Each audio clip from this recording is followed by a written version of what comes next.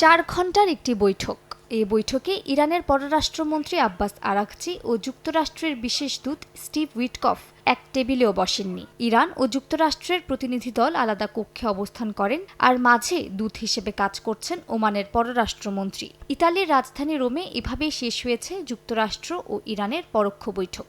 প্রথম ধাপের আলোচনাও একইভাবে সম্পন্ন করেছিল দুই পক্ষ। এত গোপনীয়তার মধ্যেও ইঙ্গিত মিলছে অগ্রগতির।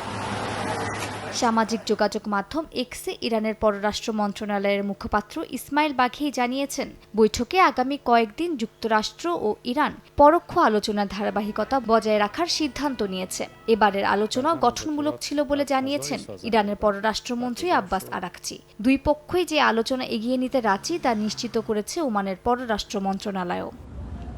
দ্বিতীয় দফার এই বৈঠকের পর তৃতীয় ধাপে আবারও ওমানের রাজধানী মাসকাটে বৈঠকে বসতে একমত হয়েছে ওয়াশিংটন ও তেহরান। তার আগে চলবে কারিগরি আলোচনার আরও কিছু পর্ব।